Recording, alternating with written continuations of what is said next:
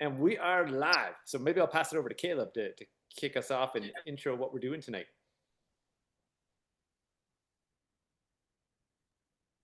On everybody. Sorry, it took me a second to get my microphone to turn on. So we have passed into one of the most beautiful times of year. This time goes by as many of our moons does or do. It has several names depending on where you are. I'm going to actually copy and paste them into the chat so people can follow along with what I'm talking about. But there's basically there's three main names that get translated in different ways depending on your dialects and where you are. But the one that is coming to mind for me right now is Wabigwan Giizis. Gitige is talking about gitig, which is a garden or plants in themselves, and ge or ke is talking about that action of working with something. So you could say like Jimana ke for building a canoe, or you could say Manomina ke for harvesting or gathering up all the manomen or wild rice. So in this case, Gitige Giizis is talking about the working with a garden or working with the plants. And so this is the planting moon in some dialects. Of course, the further south you go, the sooner that seems to kick off for many of us.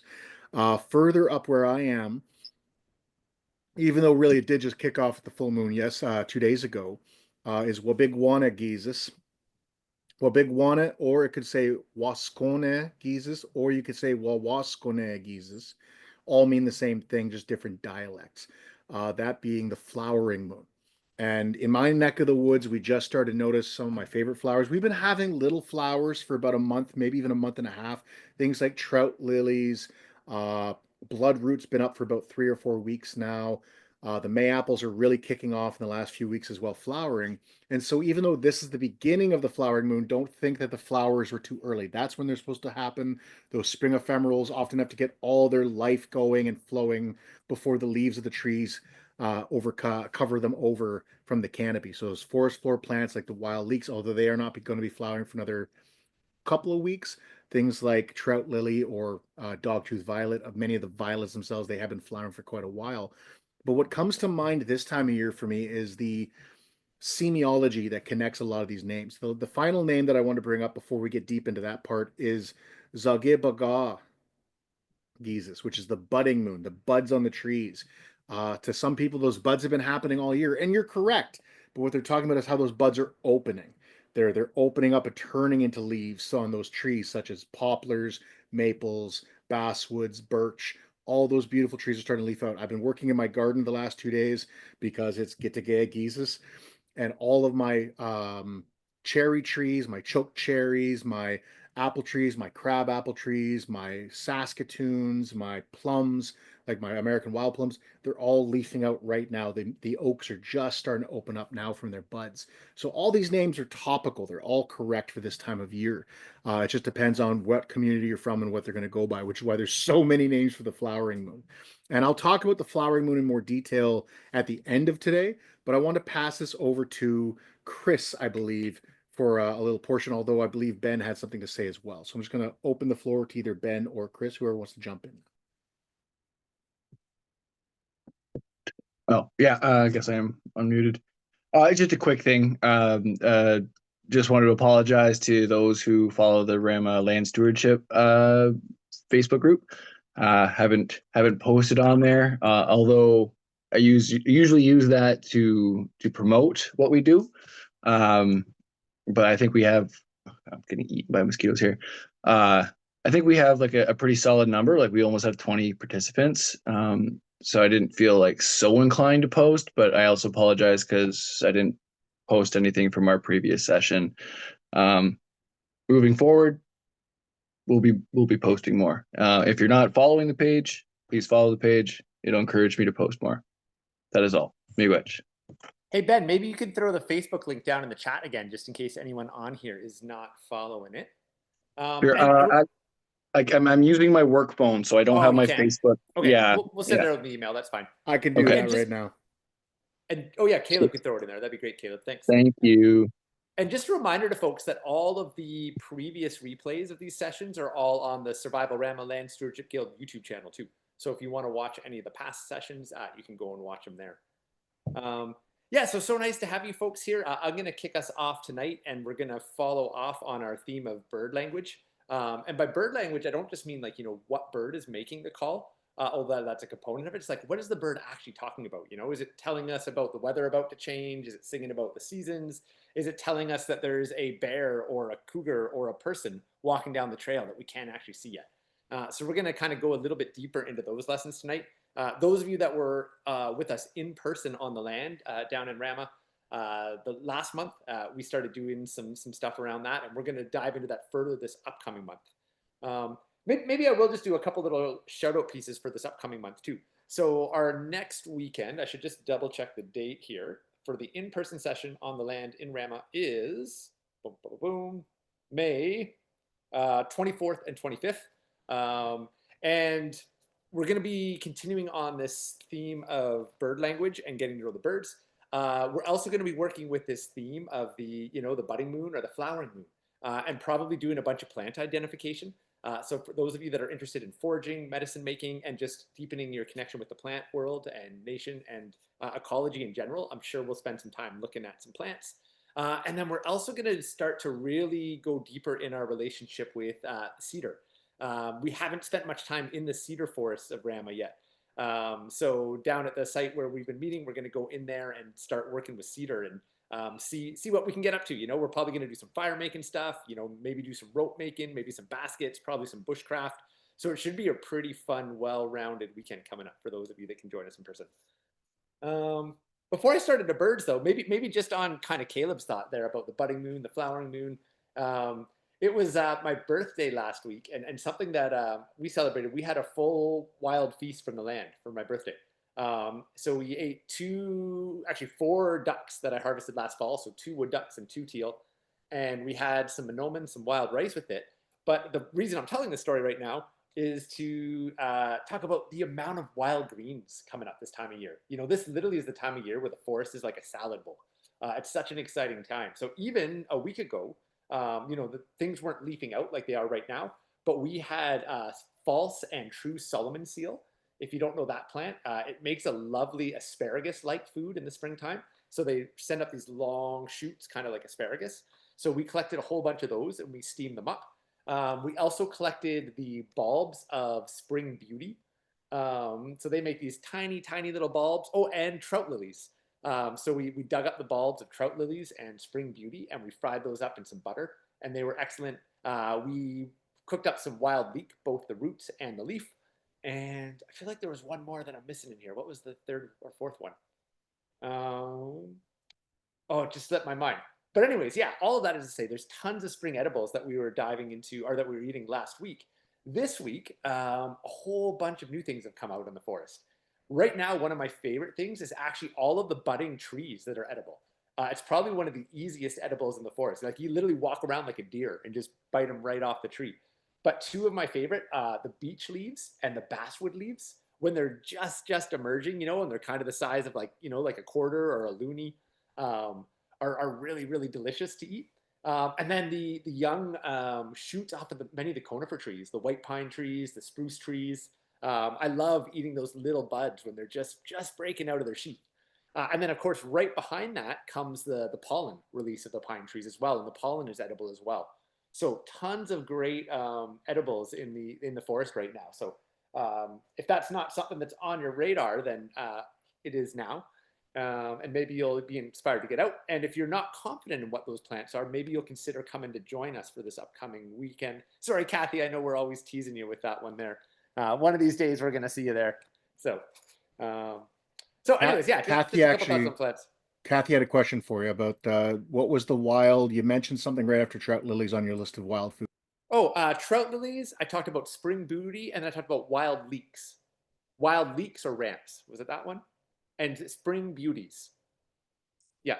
And then the other one I threw in there was Solomon seal. I think those were the 4 main ones. And it's both the false and the true Solomon seal. We ate the shoots of both of those. So nice. Caleb just said there in the comments, my dad used to call the basswood the salad tree. I think hands down basswood leaf is the most tasty leaf in the springtime. I've eaten like other leaves, and I don't know if they're edible, but I wouldn't necessarily call them like choice leaves. But like basswood leaves are actually tasty. I love them. So for the next like 2 weeks, I'll be putting them on my burgers. That's like why I'll get rid of lettuce altogether and just use basswood leaves. They're so sweet and light and crisp. It's the best of all the greens, in my opinion, for that time of year. Yeah, mix those with some violet greens, and ooh, yeah, you know, maybe throw a little bit of plantain in there, a couple dandelion leaves, and you got a pretty good wild salad there. Throw a couple of those purple violet flowers on there for a little bit of color too. Yeah, so nice to celebrate the flowering moon with you folks.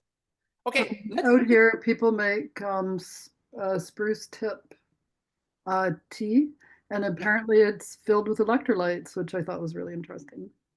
Oh yeah, that would make sense. Yeah, and I mean a bunch of vitamins as well. So yeah, all of those needles are chock full of all kinds of good stuff. So okay, I'm gonna share my screen and we're gonna dive into some bird stuff.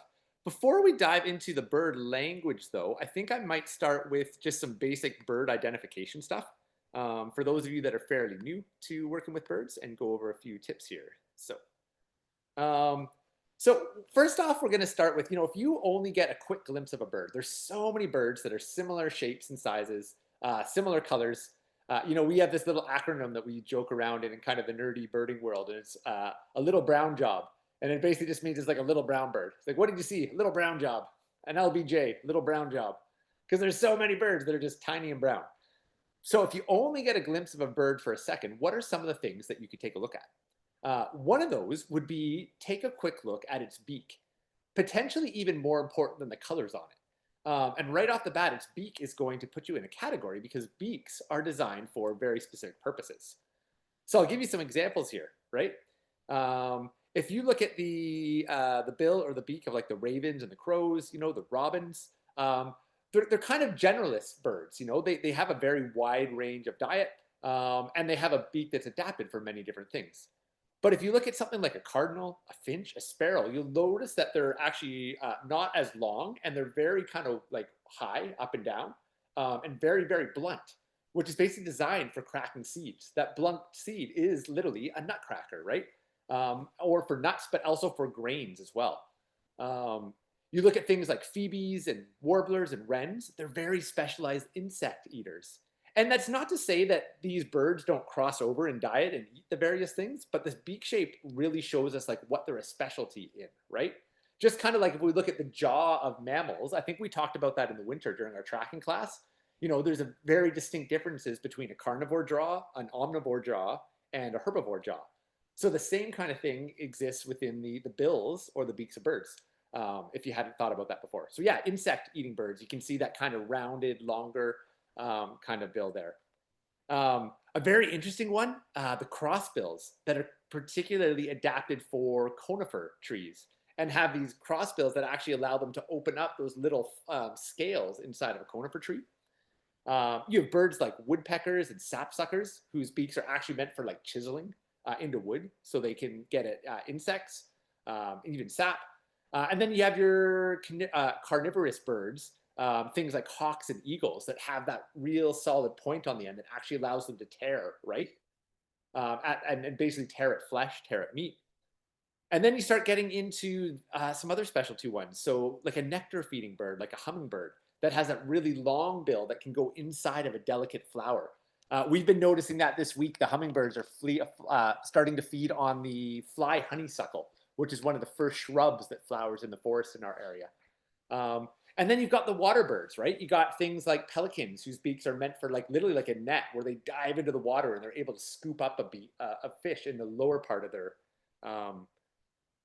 their bill. Or things like the kingfisher, an aerial fisher, so it literally has a spear on the end of its mouth, so it can come down and spear fish. So there's just some, if you hadn't thought about that before, how much information you can start to glean just by looking at the bill or the beak on different types of birds. Beyond that, there's some particular spots on a bird you might want to look at that are really helpful. So the first one we think about is the crown. So literally like what is on the top of its head? Is it all one solid color? Does it have stripes down there? Yeah, that can be really helpful just with the crown of the head. The next one is the eye band. So, if you look at that song sparrow in the top right there, it's clearly got a little brown line through its eye. Or the belly, of course, is a super helpful one. Is its belly striped? Is it spotted? Is it clear? Is it all one solid color? Those would be 3 other spots. If you only get a glimpse, look at the eye, look at eye band, look at the top of the head, look at the beak, look at the belly. Very, very helpful when you open up a field guide to start work on identification. And then one last one I'll throw on here is the actual tail shape as well when you're looking at them. And this can be really helpful when birds are further away or you catch them flying and you're not actually able to pick up on those small, minute details. Like maybe they're too far away to see the eye band. But like, you know, often when I'm looking at birds flying way up in the sky, if I see a big black bird and it's like, is that a raven or is it a crow? Up close, you know, my gauge for a raven and crow is often size because the ravens are substantially bigger. But if they're flying 50, 100 feet up in the sky, it's really hard to gauge size from that difference, right? But the crow is actually flat on the back of the tail.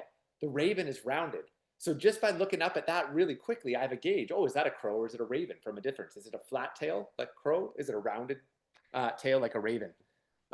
Another kind of fun one, if you don't know it, is some birds, particularly I'm thinking about the grackles right now, you can actually tell the difference by, oh, you know what, I just realized.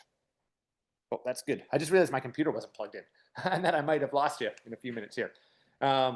So grackles, if you don't know what the grackles are, maybe look them up as a homework project. But you'll notice some of them when they fly, their tails are horizontal facing. Others are vertical. And that's the male and female. So you can actually tell which is the male and which is the female. Their colors are very similar, but their tail shape will actually tell you which is which. And of course, this time of year when they're doing their pair bonding, you'll often see them flying around in groups of 2. So if you have grackles in your backyard or around your area, I encourage you to take a peek when you see them next and see if they have 2 different tail orientations. And that might tell you who the female and who the male is on there. You know, another great example here would be like a rock dove versus a mourning dove. Just letting somebody in there. So the mourning dove make that beautiful cuckoo, cuckoo call. The rock dove is what we often refer to as a pigeon. Those are the ones we often see in like urban centers, you know, right down on the street. But if you look at the tail, you know, a mourning dove has this beautiful, long, drawn out tail. Like it's almost like this gorgeous fan off the back. Whereas the rock dove is actually kind of more like a crow. It's got this just really kind of flat, sharp back tail. Things like swallows, you know, actually have a fork in their tail. So picking up on these basic ones, and maybe I'll just review them again really, really quickly for everybody, are all really, really helpful ID features. So we start with bill shape, right? And we talked about the different ones. So we have the grain-eating bill, we have the insect-eating bill, we've got the conifer-specific bill with the cross bills, we got the chiseling bills of the woodpeckers, and then the flesh-eating bills of our hawks and eagles. We've got the nectar-feeding bills of the hummingbirds, the dip netting bills of the pelicans, or the spear-like bills of the kingfisher. So looking at those bills tells us a little bit about their actual habitat and what they eat. And then we look at the top of the head, we look at the eye band, we look at the breast, we look at the wing bars, and then we can also look at the tail shape. And if you pick up on those main features, that gives you a lot to work with.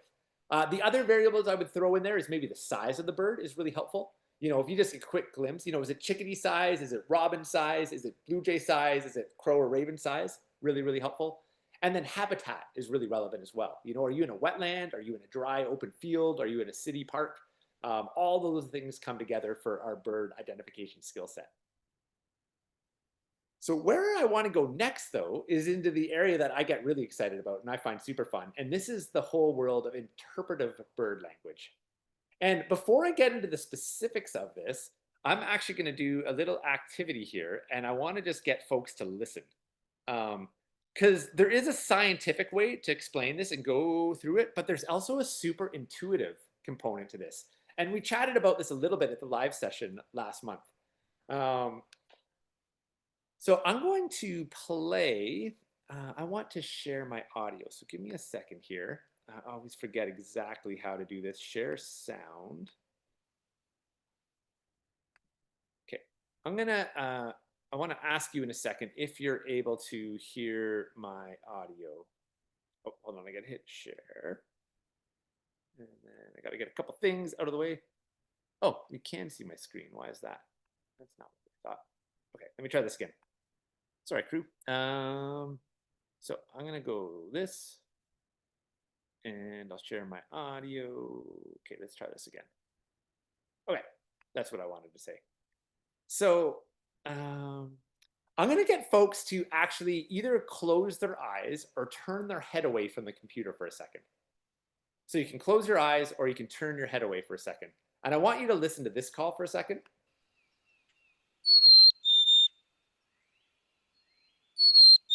A pretty common one. I'm sure most of you know who this is already.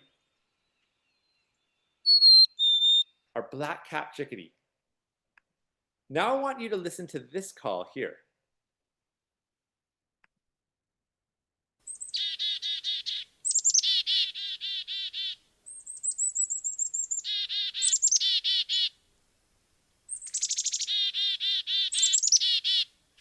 And then I go back to this again.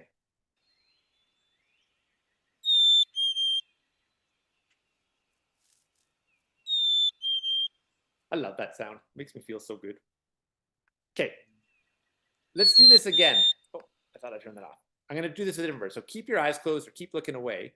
This time, I want you to listen to, I'm going to just pull up a different bird here. Give me one moment. Just so I can contrast them. Okay, now listen to this one.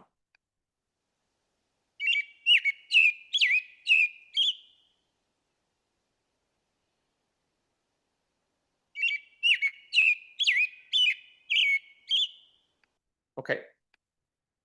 And now this one. Oh, sorry, not that one. Where's the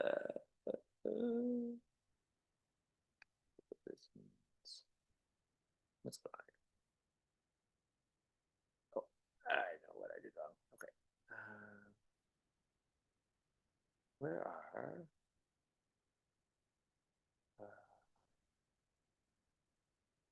okay, sorry, this is what I wanted to play.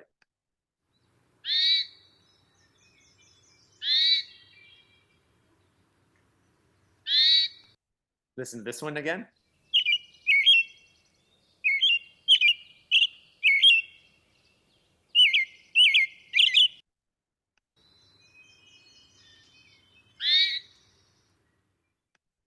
So if I stop my share for a second and we think back to those two different birds. So there's two birds. The first one was a chickadee, and we listened to two different calls. And we listened to the robin, two different calls. Did everybody pick up on a different feeling in the call? Any thoughts on that? Did one seem more panicked than the other? Yeah, exactly. In both birds, we listen to an alarm call and their song, which have very different meanings, right? So if I was to do it with the bird again, go back to this one here, or sorry, do it with the robin again. So listen to the robin again. So the first one is the robin song, right?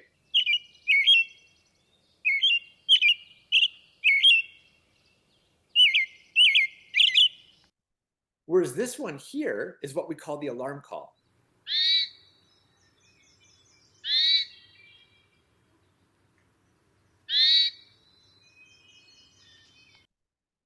Thought that there was another section here. I feel like I'm missing a section on this page that I used to always look at. Go to the vocalization.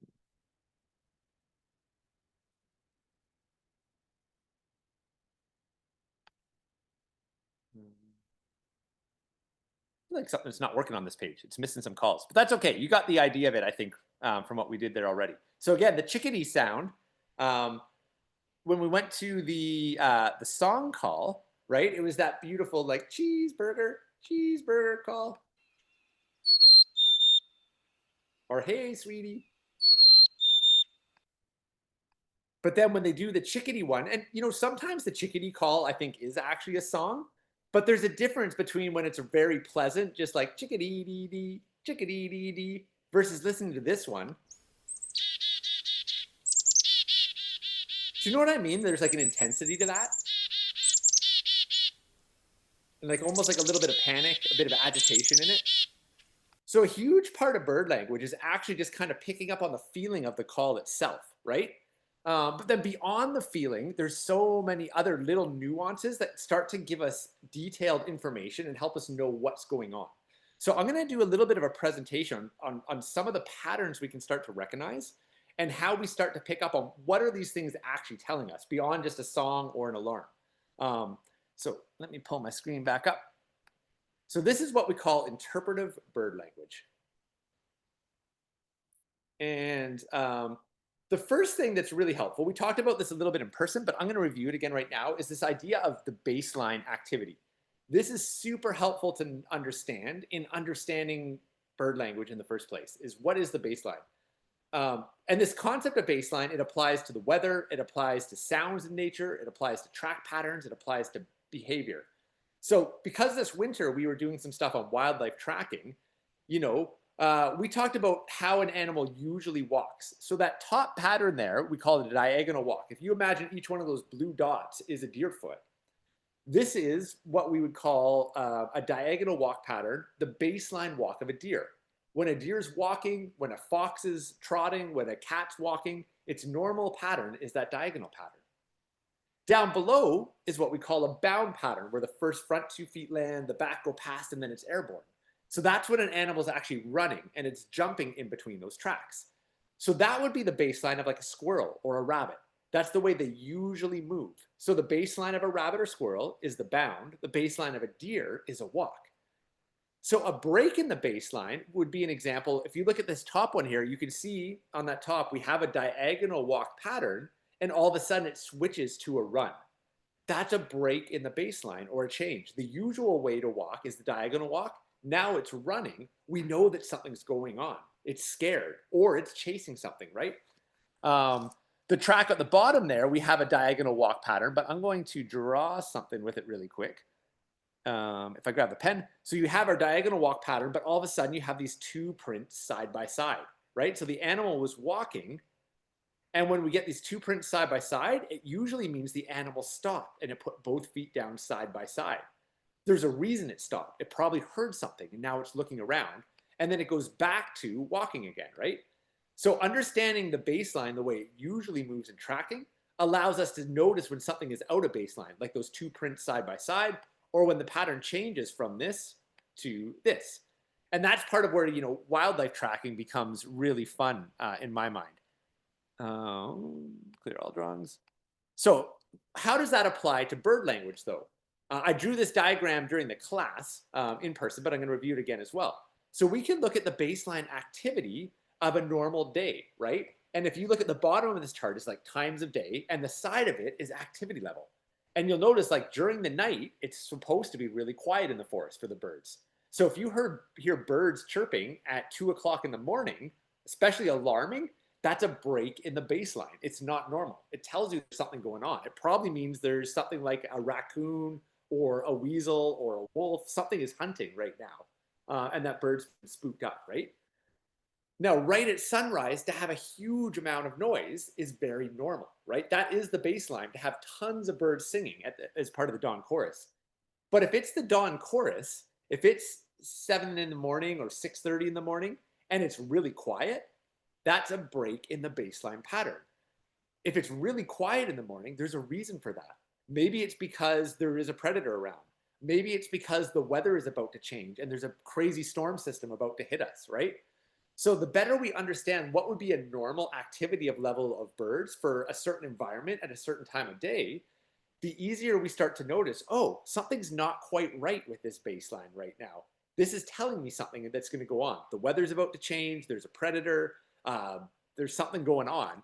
And we can start to learn to get better at interpreting these.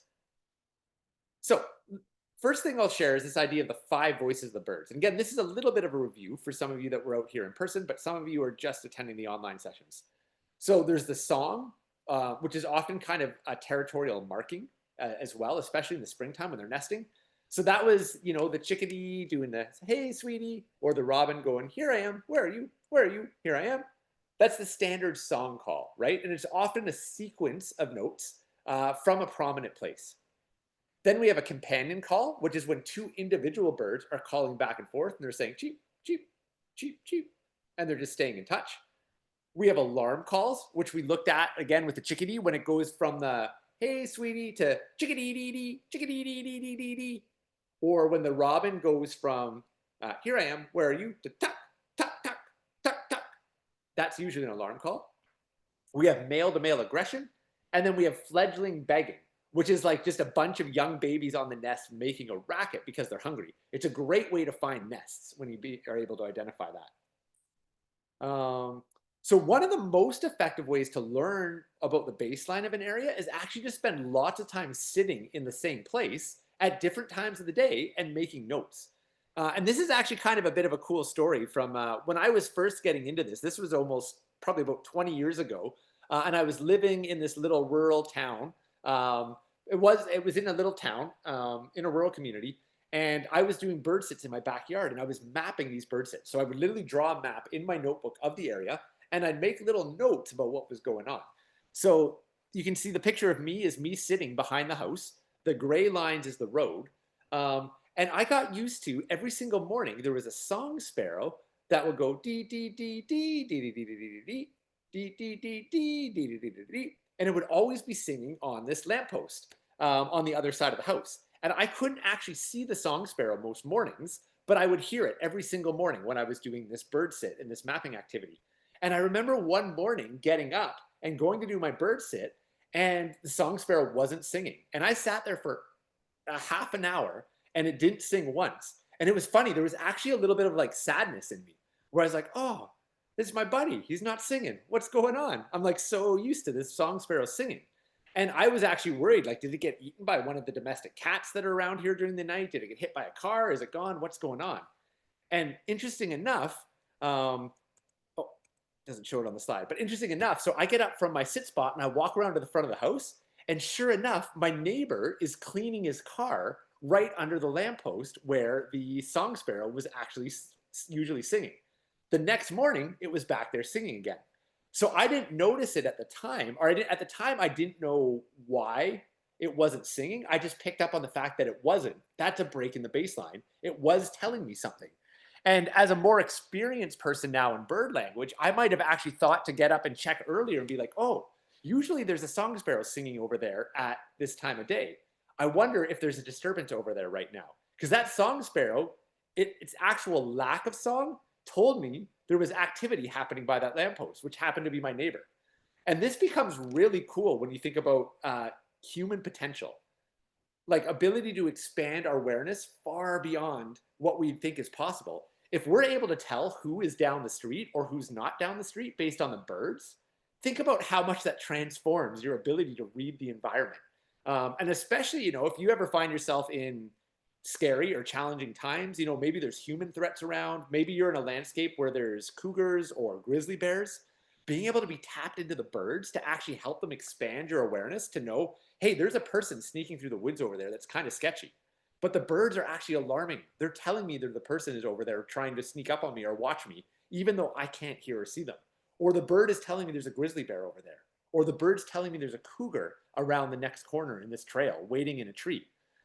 Birds can actually tell us those kinds of things, and we can get better with practice. One of the things to do is mapping it, and we're going to be doing a bunch of mapping the next weekends together to start to work on developing this as a skill set. But if you can't join us on the weekends, what the mapping usually looks like for me is I'll basically get out there and I'll start with a time. So let's say it's 10 a.m. and I'll write 10 a.m. on my top, and I like to break it up into 10-minute chunks. So I'll put 10 a.m. and then I'll just start listening, and I'll just observe or write notes about anything interesting that happened. So it might be, number one, I'll draw a 1 on my map and I'll say, oh, there was a robin and it's singing on the ground. So I'll just say RBN sing.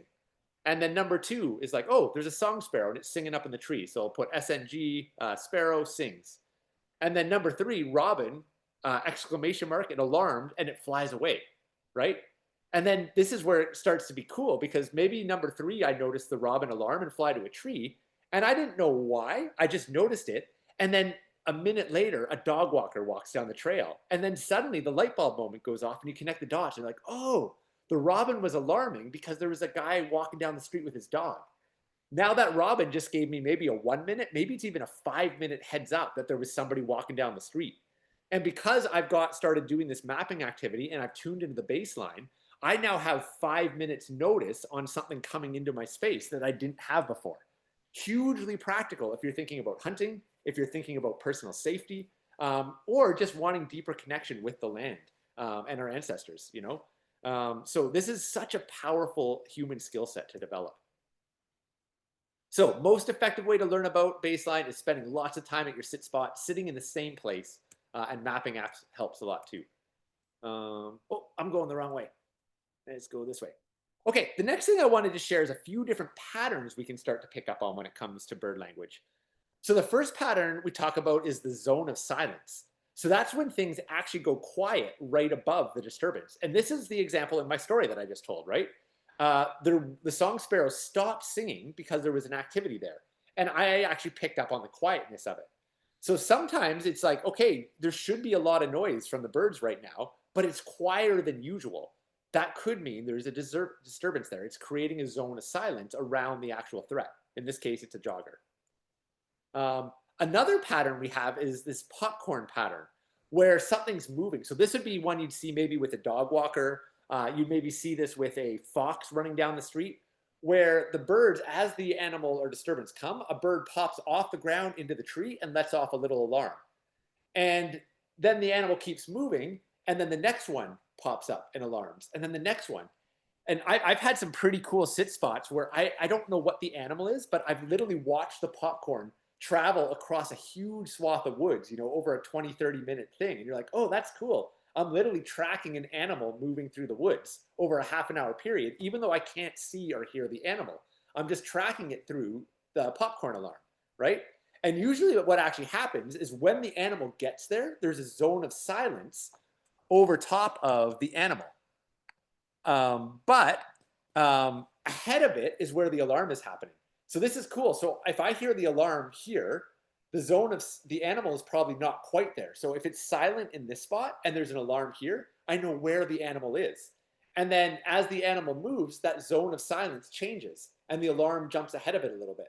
And the one that was behind it might even alarm again now that it's passed through. So that popcorn is really cool because now you can actually track movement across the landscape without actually seeing the animal itself. So this popcorn pattern is really, really cool one to pick up on, and probably one of the easier patterns to start to observe and pick up on. Okay. Another cool pattern. Oh, I keep hitting the wrong button. Oh, that was on the choice. Yeah, so the popcorn. The other one is just this idea of a hook. And the hook kind of is like that popcorn where an animal just hooks up and it lands on a tree and it lights an alarm. But if an animal is staying stationary, it may just hook up and do that a little alarm there. And the next progression of that is this idea that we call a parabolic alarm, where you have a whole bunch of birds that are alarming facing the same direction and directing it towards one animal, and they keep alarming there. This can be a really neat indicator. So for example, if you're like, okay, I'm starting to hear these different alarms, but I don't know what they mean. This is where understanding the behavior of different animals comes in. And this is where bird language gets super, super cool. So think about how a domestic cat hunts versus, let's say, a fox or even a weasel. Let's compare it to a weasel. Let's take something like a mink or a fisher or a marten, right? Weasels are predatory animals. They're often moving very, very quickly. Sorry, cats are as well. They're all predatory. But weasels are often moving very, very fast when they move through the landscape, right? They're doing their lope across the landscape. They're covering a lot of ground. So a weasel is much more likely to create something like this popcorn traumatic. As they move across the landscape quickly, birds get startled, they pop up, and they alarm, and you can watch that alarm move across the landscape. A cat, on the other hand, tends to stalk and move very slowly. So a cat is actually more likely to throw a parabolic alarm. Well, all the birds land up and the cat's still down there and they're all alarming, facing the direction of the domestic cat or the cougar for that matter, and all alarming at it. So as you get better at this, you might not only be able to say, hey, there's some animal in the forest over there, but you might actually be able to say, I think it's a weasel or a fox versus I think it's a cat or a cougar, right? If you're hanging out in the mountains in cougar country, getting to know parabolic alarms is a very useful thing to start to understand in your safety and awareness. Another one here is just this idea of a sentinel. So the bird that flies up high to a spot and they're pointing at the thing and alarming towards it. So that might tell you actually the direction of where the predator is on the landscape. And then the last one here is a bird plow. And a bird plow is when like a huge swath of birds get disturbed and all run off in the distance. And this usually happens when things are moving fast. So the popcorn alarm is usually like something like a fox, you know, is moving along at a normal pace. And as it moves, birds jump up, and then the next one goes up, the next one goes up. If something really startles the birds, like a jogger, or maybe even somebody shoots a gun, or there's a big nose, it's like all the birds from a huge area all spook at once. And we call that a bird plow. And it's usually connected to something that's caught them by surprise, probably less likely to be a predator like a cat, you know, or even a weasel or a fox for that matter. You know, usually this is like a big group of people, or you know, an ATV or something that comes fast and really catches things off guard. So I know there's a lot to this, and folks' heads are probably spinning a little bit with it already. But I hope you're starting to see how, you know, by sitting in the woods, picking up on some of these patterns could start to help you learn to really increase your awareness and your understanding of what's going on. I saw, Caleb, you put your hand up. I'm just going to review these slides, and then I'll throw it over to you to share whatever you wanted to share there. So remember, there's this idea of the zone of silence right above the predator or the threat. There's this idea of the popcorn alarm. There's the idea of the hook.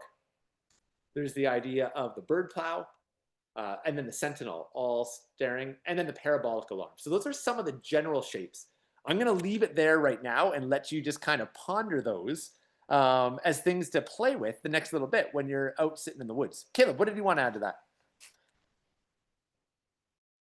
So often when you're going to see that bird plow reaction is when something explosive or sudden happens. So that Chris was describing, like a gunshot or a jogger or something fast moving through.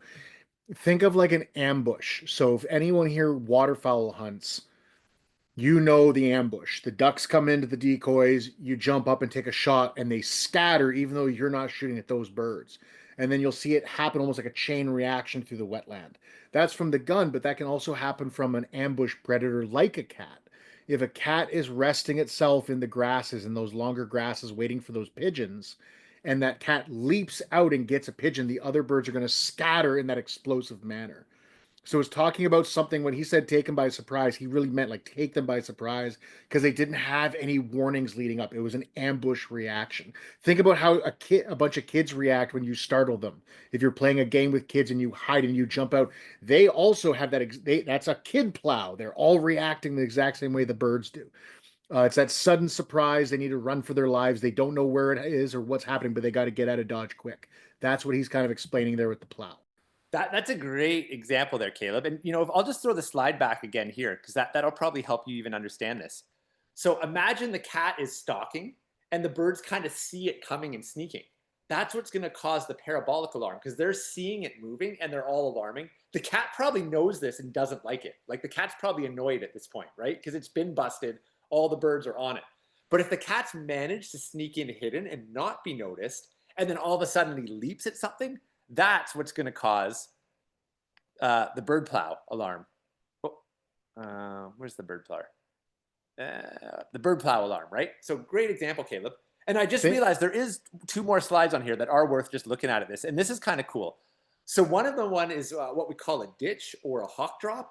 So if you get an aerial hawk that's flying above a predatory hawk, and all of a sudden you notice all the birds that are on the top of the tree singing start to drop under the canopy, that could tell you there's a hawk or there's an owl that's circling. So you could be sitting in the forest. And I actually had this happen once. It was really, really cool. So I was doing a sit spot in a forest, and I was listening to all these beautiful birds singing in the canopies, you know, the cardinals and different warblers.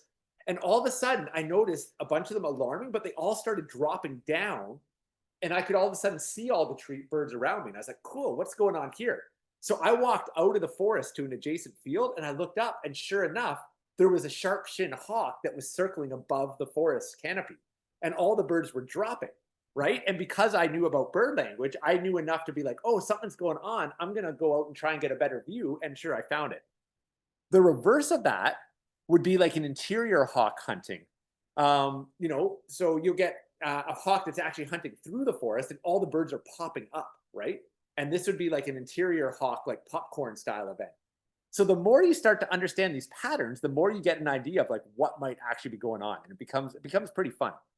So let's just review a few more of these calls, and then I'm going to pass it over to Caleb in a few minutes here to do kind of part 2 of tonight's class. I think after you do the review, I think we can take about a 5-minute break because Oh, that's sure, a that's a good lot of idea. cool information. Let everybody digest before I get them into a bunch of random chatter. Sounds great. I think what we'll do for this, I'm just trying to think about the best way to do this. Yeah, this site, it's funny. This site, I think, used to have more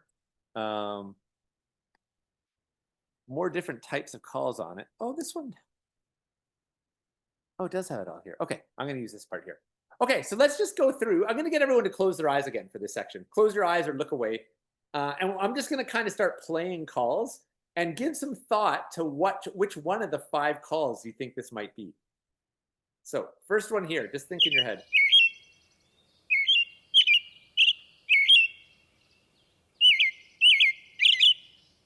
Right? Now listen to this one.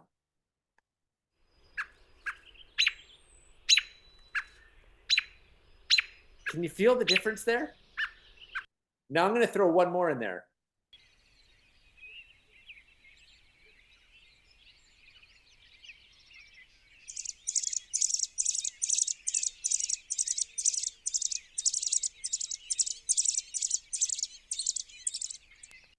So to review these, right, this is the robin we're listening to right now. So the first one is the typical song call, right? Then we have the alarm call. You really feel the difference there, right? This last one was actually the juvenile begging that we were talking about, which is one of our 5 voices. So it's just this like mess of sound from a bunch of baby birds.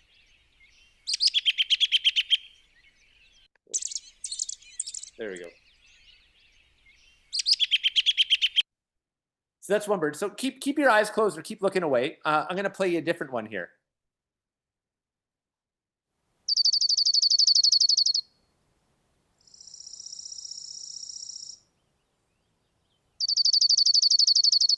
So this actually is a song call. Some of you might have thought this is an alarm, but a lot of birds do this like kind of single note trill.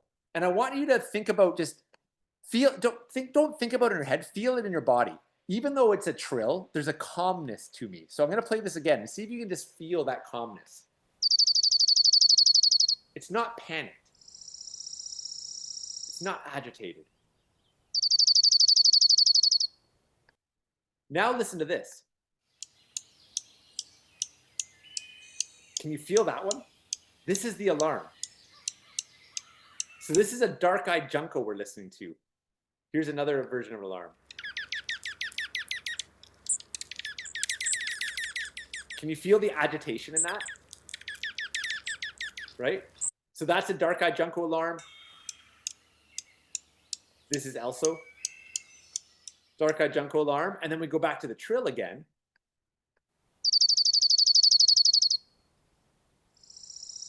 See, there just doesn't have that agitated feeling to it. It's nice and smooth. Here's an interesting one. This is the contact call, which is one of the other 5 voices where the 2 birds are calling back and forth.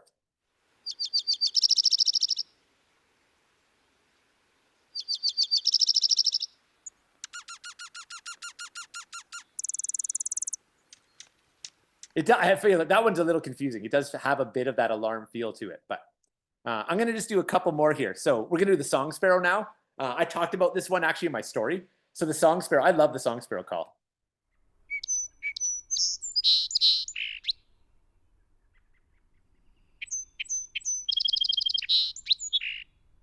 Right? And then now let's listen to the alarm. Feel the agitation in there?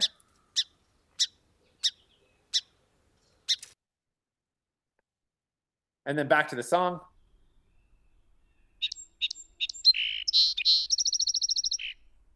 And then let's listen to we'll listen to the contact call here with the song sparrow.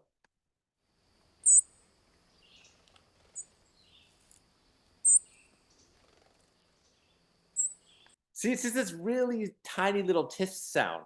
And then you'll hear one bird do it and another one off in the distance. So these are 2 birds just communicating back and forth. So listen to this one really quietly here.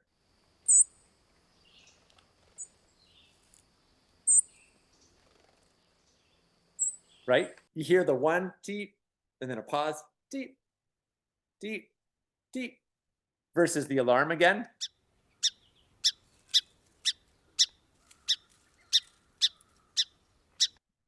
and then the song.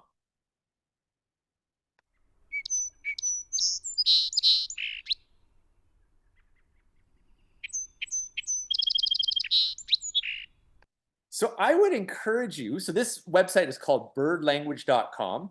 I would encourage you to jump on here and just play around with it a little bit, and just listen, because it's really neat. There's not too many, there's some great sites out there for bird calls, but I've never seen one lay it out like this, where it has like the alarms, the songs, the contact calls. So the more you get used to those feels, and then you go and sit out in the woods, you can start picking up, oh, is that an alarm? Is it a song? Is it a contact? Is it just juveniles begging? And then we've talked about those patterns of movement in the alarms today. And hopefully between those, you start to develop a skill set and you can start to see the potential of increasing your awareness in the woods and your ability to interpret what's going on. Now, we talked mostly about predators today, but the other thing I'd like to get into in some future classes is how can the birds tell us the weather is going to change? Because for me, birds are one of the big indicators that a big storm is about to come. Even when it's beautiful and sunny, the birds can sometimes tell us the weather is about to shift. They're picking up on all kinds of things: the barometric pressure, the humidity, the shifts in the wind. Those variables are impacting where the insects fly and how the insects fly. And how the insects fly affects how the birds fly, right? So the more we pick on all those subtle little cues, the more we're able to read the land. And to me, out of all the things we do, there's the skills that we do, and there's like the learning the plants, but reading the land for me is the foundation of it all. It's such an important part of living in right relation with the earth, living in right relationship with all of our relatives. And it's something that, regardless of where our ancestors came from in the world, I know a lot of people here have Anishinaabemowin ancestry or from the Anishinaabemowin Nation, but, people, if you trace it back to those times where they lived very close to the land, our ancestors relied on this information for their survival every single day, day in and day out. It's relevant to foraging, it's relevant to survival, it's relevant to safety, it's relevant to hunting, it's relevant to just calming our minds, it's relevant to reading weather. So I hope you guys are feeling kind of inspired about this and wanting to go a little bit deeper in this journey, and recognizing the importance of these skills like bird language, like wildlife tracking, like reading the weather. And they're really going to be skills that we just keep building on top of the hard skills like lighting fires and basket making, or the fun stuff like foraging and cooking that we do in the program. So I'm going to leave it there right now. Does anybody have any thoughts or questions they want to share before we break for? We're going to do a 5-minute break, and then Caleb's going to close off the night and do some teachings around the flowering moon or the budding moon here. Yeah, I totally the Junko was totally a curveball for me personally. Because this regular song trill, like, to me that sounded panicked, and then like the alarm was a lot more subtle. So that's definitely a learning moment for me anyway. Cool. When I played them back a couple of times though, because I agree, the alarm was very quiet of the Junko. Yeah, It's that's subtle, what I meant. Yeah. but there's an intensity to it, even though it's There quiet. is. Do you know what I There mean? is. Whereas if you Yeah. listen to the trill, there is a calmness in the trill, even though it's louder. Did you pick up on that? I only picked up on it because you said it. Okay. Yeah. Yeah, and like tracking, it takes a lot of brain patterning and dirt time before you start to pick up on these subtle patterns, right? For sure. Yeah. For sure. That's great you picked up on that, Ben. That's actually a big learning there for you. That's awesome, man. For sure it is. Anyone else want to share anything? Comments, questions, just general thoughts on how that was for them? Going once. Going twice. Okay, well, let's take a 5-minute break then. And when we get back, Caleb will close us out this evening. I'm going to hit. It's all you. So what we began at the beginning when I first spoke was talking about the 3 different names and the 5 different translations in Anishinaabemowin. I'm just going to reiterate them. I put them back in the chat so that they're at the very bottom of the chat so you can see them again. Wabigwan Giizis or Wabigwan Giizis, depending on your dialect. Again, talking about the planting, the planting or the building of a garden. Gitig is like plant. Gitigon is like many plants or many types of plants, and that could be another way of translating as a garden, or a meadow, a natural landscape with multiple species of plants working in unison. And that ke or ge at the end of the word is describing the gathering of or the working with. and it can mean a lot of different ways. So again, as I said at the beginning, Manomanake can be the gathering of wild rice. Jimanake can be the building of a canoe. You could say Mokmanake, I'm making a knife. Or you could even say Wigwas, Wigwas Gamig, Gaming Ke, or you could say Wigwama Ke, which is like the building or the erecting of a lodge. So if we're building a wigwam, or if you're putting up like a Mododosoan, which is a sweat lodge, you could say Mododosoan Ke. You're the building or the erecting of a lodge. All of those names are accurate. It's a correct way of using that ke or ge at the end. Um, and that's because at the time of this full moon that just happened a couple of days ago, we are planting. This is when people start to plant their gardens in Ontario, in most of Anishinaabemowin. The other names are about the flower, the flowering moon, or the budding moon, depending on where you are in the region. You go up into northern Ontario, the trees are still in budding form. We're just starting to really see leaf out in the last week and a half, where I am here in central Ontario, south central Ontario. So Wabigwan Giizis is the flowering moon. Waskone Giizis is the flower moon. Wawaskone Giizis is the flowering moon as well. And that all depends on dialect, right? Some people will say Wabigwan Giizis, others will say Waskone Giizis. It's really talking about the same thing, that the flowers are out. Um, Zage Baga, Baga, Zage Baga Giizis is talking about the buds and how they're um, plumping up and breaking open is really what it's talking about. And each one of those is talking about very similar things. Certain trees are breaking their buds right now, others already leafed out. Um, my choke cherries have been leafed out for about 2 weeks. My service berries have been leafed out for about a week and a half. The Saskatoons in my area have been leafed out for about 2, almost 3 weeks now. But my oaks just burst their leaves out of their buds a day ago, maybe 2 days ago. Different trees are budding out at different times, and up north, of course, at the northernmost and the southernmost portions of our regions, it's going to be a little bit different. Just like how in some areas the sucker moon happened a month ago, in other areas the sucker moon just happened 2 weeks ago, right? Depending on how far north or how far south in our territory. Remember, we have one of the largest territories of any indigenous people. The Anishinaabe, they are second only to the Cree, Naheawak, Mushkegowuk, Iu, and Innu, who span from British Columbia all the way to Quebec and Labrador. We span from Quebec all through the Great Lakes into Manitoba and even into Saskatchewan. We have a very large territory, and because of that, different bioregions, different climates, right? So the name is going to change depending on where you are every single month. You're going to have different names for different communities.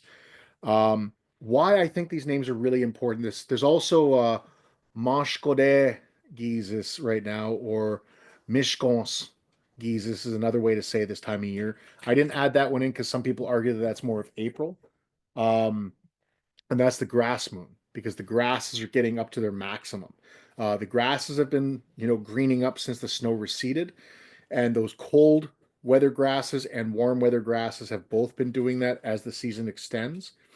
But now they're actually reaching into height. Now you're actually having to cut your lawn or burn your lawn, depending on which community you're in. The grass is getting more and more to its maximum. So this time of year can also be called the grass moon, Moshkone or Mishkon Giizis, depending on the dialect. Um, and that's really it when it comes down to the names, but they're all talking about the same time of year. I mentioned earlier that certain flowers have been out for well over a month. Trout lilies are way well and done where I am. I'm sure up where Chris is, the trout lilies are probably still going because he's a few hours north of me. But where I am, the trout lilies finished effectively this past weekend. I haven't seen a single trout lily flower that hasn't gone to seed already in my area. That's because they're a spring ephemeral. Your hepaticas, your spring beauties, all these flowers are going to happen very early on in the season and then terminate before all the forest canopy opens up. But now we're getting the flowering trees.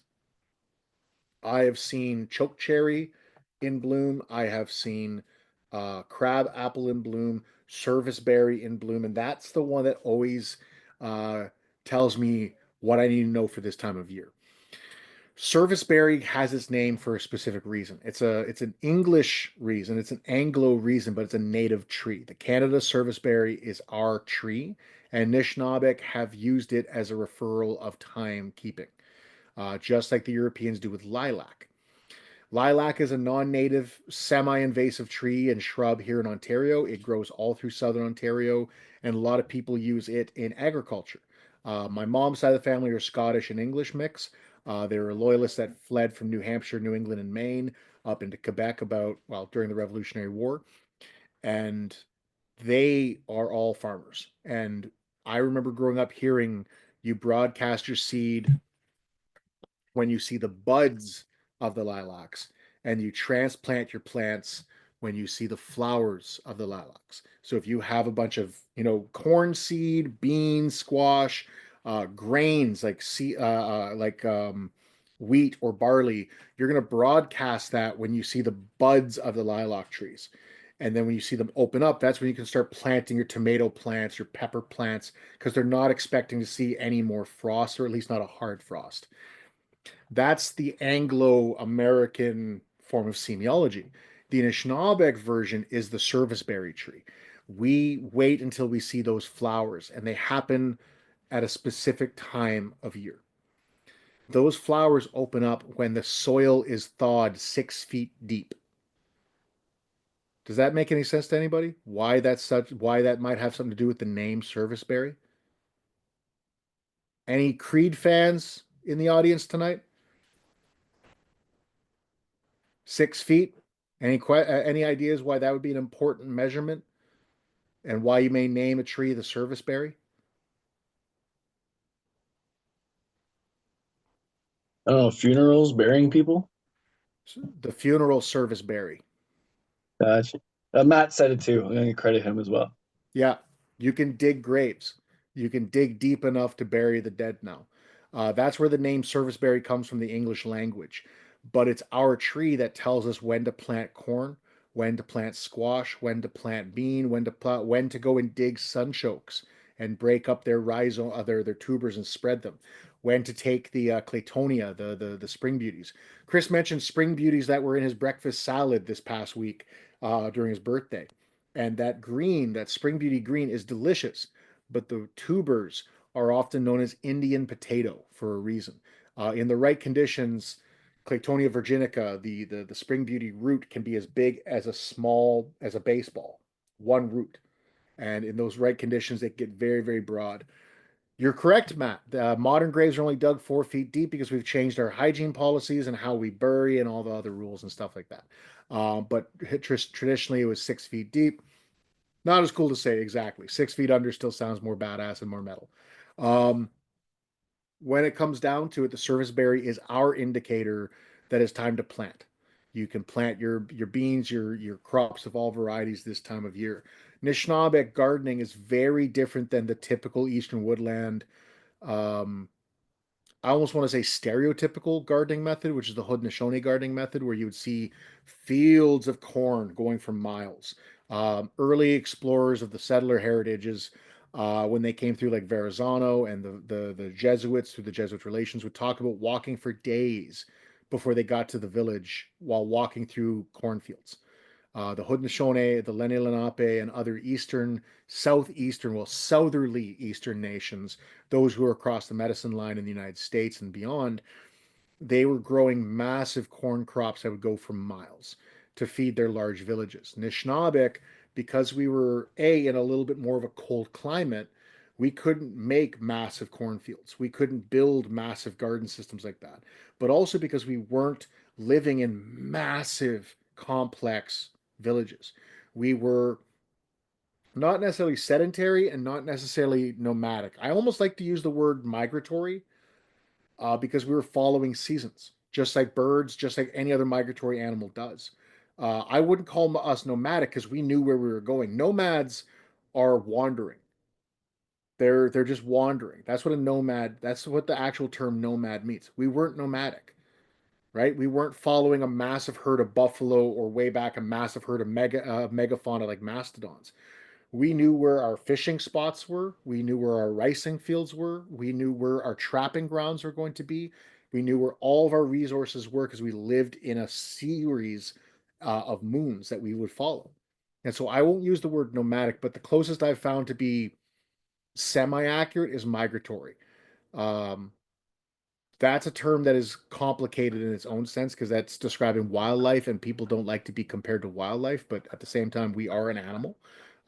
Animals are just as complex as humans are in many, many, many ways and forms, and often as intelligent, if not more. So I don't take it personally offensive, but I can see why Rama First Nation, or in my case, Hiawatha First Nation, don't want to call ourselves migratory. But because we were very small groups, usually family units, until you got to the fishing camps in the summertime and the ricing camps in the fall, we were often in small family units. You didn't have a lot of impact on the landscape. We were very low impact in our sense. And so, A, you don't see us on the archaeological record as much as Haudenosaunee people, right? If you, I've worked in archaeology for between 15 and 17 years. I honestly can't remember. Let's just round it and say 16.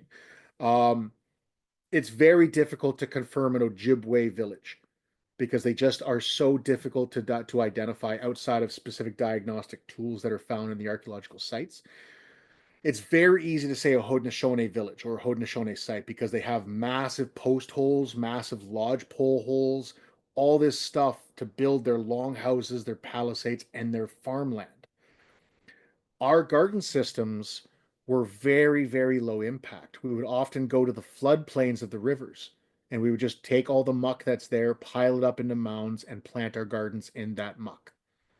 And then the fun part, who's going to watch the crops? Well, mom is busy taking care of the youngest kids. Dad is busy getting the hunting all done and the fishing all done. And the community has to work together at the fish camps throughout the summertime, as well as all the other activities that we're doing. There's one demographic in there that I kind of left out. Not the elders, of course, because honestly, they are way too old to be and elderly to be working the fields during the growing season. It's the teenagers. Those who are like 13 to 20, those who are, fairly independent already and traditionally speaking have been taught already how to be adults and mature enough to take care of themselves on the land. A 13-year-old boy or girl knew how to snare. They knew how to hunt. They knew how to get their own water. They knew how to build a lodge. They knew how to do all those things in the 12 to 13 years it took them to get to that age. And so we were able to leave them and watch those floodplains and keep the deer and the raccoon from eating the crops. All the while, if all the teenagers are over there doing their thing and all the adults are over here doing their thing, guess what the kids are doing? What teenagers do. They're still teenagers. So there's going to be, flirting, there's going to be talking, there's going to be little cliques forming, there's going to be trouble started, trouble's going to get worked out one way or another. Relationships are going to bloom, friendships are going to bloom, all that kind of stuff's happening over there. All the while, the adults don't have to hear about it. They're over here doing their thing, taking care of the fish camps throughout the summertime. All the teenagers have to do is protect the crops or protect those plant relatives of ours from being preyed upon by deer, rabbit, raccoon, opossums, bears, whatnot. They would have platforms put up in the trees, up in those cottonwoods and basswoods and willows along the banks of the river. They would have platforms up there to watch for deer and either shoot them and hunt them or throw sticks at them and scare them away. Same with raccoons. They would set snares to catch the raccoons. All the while the adults are over here with the younger kids, the elders, the communities, just not like miles and miles and miles away, but further down from the river, but along the lakeshore. And so these gardens would get washed away every spring. All that work would be gone in the springtime. It would be destroyed by the next flood. But that next flood would bring new nutrients to the soil and it'd be fresh muck. So we didn't have to do heavy fertilization. We didn't have to build up compost. We didn't have to build up soil matrices. We didn't have to mix fish into our soil. The river did that for us already naturally because we planted on the floodplains. Ironically, those gardens of ours, those Gitagon, which is often why you have the name of certain communities, Gitagon Zibi. There's 2 or 3 reserves across central Ontario, northern Ontario, and Quebec that are called Garden River. There's a reason for that name. That's the Garden River. That's where you planted your crops. The irony of it all is many of these floodplains that we have across our river systems in Ontario, Quebec, and abroad are where settlers like to settle because for the same reasons we like to use them as gardens, made them ideal for building houses on. Our lodges could be built on the beaches, right? On that sandy beach, that mucky beach shoreline. You stick poles in the dirt, you bend the poles over, you cover it with birch bark, you tie it with basswood, you put a bunch of cattail mats on there. Your lodge is done. Jaganash homes need foundations. Jaganash homes need solid, flat ground. They got to clear the land for it. And so almost every town that you see in Ontario is built on the banks of a river. For the same reason our gardens were built on the banks of that same river, often where our gardens were. Toronto, Mississauga, Port Hope and Cobourg, all the rivers up towards Rama, where Aurelia is, all those areas were floodplains. The biggest irony of that is what happens on a floodplain? It floods.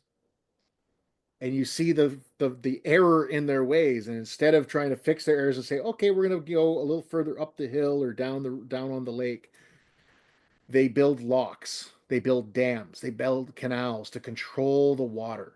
And then when those fail, you get flooding anyways. And when you build more and more infrastructure and manicure those rivers, you get more and more extreme flooding.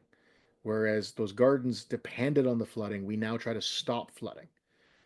And so there's a bit of an irony to that, or something not necessarily ironic, but something poetic to say about the fact that our gardens grew into cities, and those cities can't grow anything anymore. And those cities are being impacted by the exact force of nature that we depended on for our garden systems. So there's a lot to be said there. You can dig deep into some philosophies there if you wanted to. But this is the simplest way to say that if you are living in central Ontario, whether you're in Rama itself proper, or you live on the outskirts, or you live in Ontario, period, this is the time to get out and play in the dirt. I have been out all day spreading mulch on my perennial trees and shrubs. I have been digging up sunchokes, separating their tubers and spreading them further to get their gardens more established. All of our traditional foods are going in the dirt this coming Monday. That's the day that this coming weekend is the Hiawatha Powwow. Many of you are already probably aware of that. If you're not, hey, the Hiawatha Powwow is happening this weekend. It's the first powwow of the season. There's a certain individual in our call tonight that's going to be a very important component of the powwow this year. Maybe his name rhymes with Ren Renson, but he's going to be dancing this year at the powwow as one of our head dancers. And with that happening, this is like my ritual every year is to go. I fire keep at the Hiawatha powwow from the sunset of Friday until effectively the sunset of Sunday. During the powwow, at the end, I let the fire go to rest. And then Monday morning, I plant my crops. I go out and plant my corn, my beans, my squash, all the other. I mean, all these are seeds. All this is seeds. Most of this is seeds all the way down. Those are all going in the dirt Monday morning till Monday evening. That is my planting day every year. That's my ritual, my own personal ritual, because we are in Gittige Giizis now. So get out and play in the dirt. Remember that our gardening systems were not, and we're going to talk about this a little bit later in one of our sessions when we get into land stewardship and tree planting and plant planting in general and seed saving. Our systems of gardening are not the same as Western agriculture. Western agriculture, because I have a few minutes to talk about this anyways, Western agriculture is based on what's called the Roman agricultural model, or RAM. And it explains their attitude about stuff, just bash through anyways. The Roman agricultural model came from the discovery of the Fertile Crescent. The Fertile Crescent is Mesopotamia, part of the Middle East, going up into the Mediterranean. And this is where agriculture for Europe really kicked off, because they discovered cereal grains, rye, barley, oats, wheat, all that kind of stuff started in the Middle East in the Fertile Crescent and exploded up into the Mediterranean, which is where Rome eventually formed. This agricultural model requires those grains to be grown in big open fields with a lot of land to grow them. And so as Rome expanded, one of the reasons they had to expand was after you grow those kinds of grains for X amount of years, you've effectively nullified the soil of any good nutrients for those grains anymore. You've really expended the soil, and you got to let the field go fallow. You got to let the field rest for many years and let it build up biomass through weeds and other things growing there until you can start to grow on it again. In that time, you have to feed your citizens. So they invade another nation and they take over that nation and they destroy all of their agriculture that they had already there to grow more grains. To feed their army, they need to then invade the next nation. And this repeated system of agricultural invasion and colonialism inspired future conquest for people like Julius Caesar and Crassus, all these Roman generals who later often became emperors, and the expansionism up into Gaul, and the expansionism up into Germania, and the expansion up into Britain. And these aspects of agriculture came with it, called the Roman agricultural model. Grow a bunch of grains in a field, cut everything else down, get it out of the way. You don't need it, you just need grains. And when they came to North America, that exact same model followed. Our agriculture was the forest. It spread from Canada all the way down to the Gulf of Mexico and arguably to the tip of Venezuela, but in different forms. Our forests were our gardens, right? They were gardens. The spring beauties that I was talking about grow in forests, and they were known as Indian potato. They grow in fields as well, but we also had Apios americana, the groundnut. We had hog peanut. We had monomen.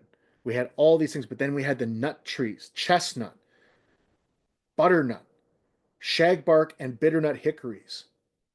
We had all of these trees that were producing seeds that were massive seeds that we could crack open and get the oily, fat-rich nuts out of. All of those things were grown by us to feed us. We planted them. There's stands of bitternut hickory in North Bay. They're not native to North Bay, but they've been there for several centuries. There are no native butternuts to New York State, but they're there because the Haudenosaunee and the Lenni Lenape imported them into New York State from other states. The food forest systems are massive and complex, and they aren't just planting an orchard. They're building an entire soil matrix all the way to the sky.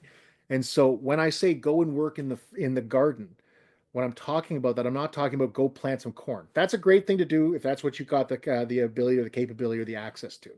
But go and take care of your trees. Go and check on them. See what trees are producing, what kind of fruit. Identify your trees and see how you can help them. Learn about the spring ephemerals. You know, we're just coming to the apex, or sorry, we've passed the apex of the wild leek. They're starting to die back. This is the perfect time to start finding those locations and then going back to collect the seeds, to spread the seeds, because that's part of our responsibility.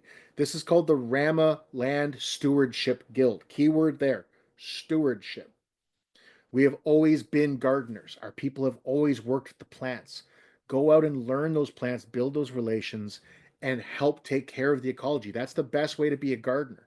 Because the beauty of our garden system is, unlike the Roman agricultural model, you don't have to invade the neighbor to get more land to grow more of the crop. And B, once it's all planted, you can sit back and enjoy your life. Because the trees and those shrubs and all those other plants that are perennials will consistently produce fruit. They'll consistently produce nuts. They'll consistently produce seeds. When the Europeans first came in, they thought that the men of the villages were lords and the women were servants. A, because of European patriarchal ideals, but also because back in Europe, the slaves and the peasants did the agriculture, whereas the noblemen, the aristocrats, were the hunters.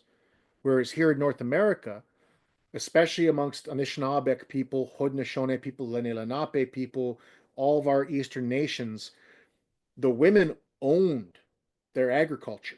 The women ruled their fields. They managed the fields. Those young women were the ones that were telling those young men what could and could not happen in the gardens on those floodplains. On the other hand, us men, not having that responsibility, our responsibility was to bring home the protein. And so we would go out and hunt, both sides of the community, knowing that the other side is supporting one another equally, and they're bringing home nutrients and calories and medicines that take care of everybody. And it all balances out through reciprocity and relationship. The European mind couldn't comprehend that. So go out, Identify the trees in your neighborhood, whether you're in downtown Toronto, downtown Vancouver, downtown Rama. Go and identify your trees, identify those plants below those trees, and try to understand the relationships, even the non-natives, even those non-natives. Learn about them, understand their relationships or their lack of relationship, and understand the context. That's one of the most important skills you can gain right now. Right? The bird language is one thing, and it's so important. But the other side is that botanical knowledge. And so go out. The plants are just leafing out. If you don't have any idea how to identify plants, don't worry. We'll be doing a lot of plant ID in the upcoming workshops and sessions. But also get a couple plant ID apps, get a couple of good plant ID guides, put those together, take them with you, and try to learn to identify. Don't just put them in your mouth, the plants. Identify them and try to source the answers from multiple sources and make your conclusions and research them and build that relationship. And then you'll have a game plan. Whether it's, oh, I found a patch of wild leeks, but their leaves are already starting to pale and shrivel. Well, I'm going to come back here in late June and collect the seeds and spread the seeds further. Or, oh, I found this type of tree, but it's already done flowering. It's a choke cherry, or it may be this. The flowering is done, but I'm starting to see the fruits. I should come back in July and see how the fruit are doing. And if it is a choke cherry or a crab apple or whatever it may be, let me start building that relationship, because choke cherry, for example, is one of the most important food sources in the boreal forest. Before the blueberries became industrialized, choke cherry was the main fruit of Anishinaabemowin and Nehiyawak diets. The choke cherry was one of the most important fruits in all of North America, if not all of North America. So go build your relationships. That's really all my main rant here was supposed to be about. We're at 8:30. I will open it for some questions if anybody has questions, but other than that, thank you very much for letting me rant once more.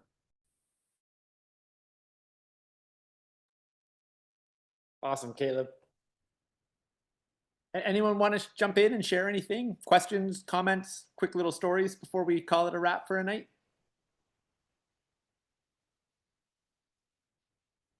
I'm super stoked to start working with the plants more in the coming weekends. You know, we've been really focused on trees, and I think we will spend some time with cedar in the upcoming weekend, but I am really excited to really dive into our relationship with the plants, with the birds, the trees, and how they're all related.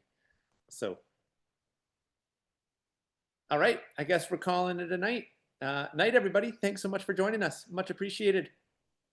Miigwech, Kikawapman. Thanks, everybody. Miigwech, Miigwech, folks. Bama P. Bama.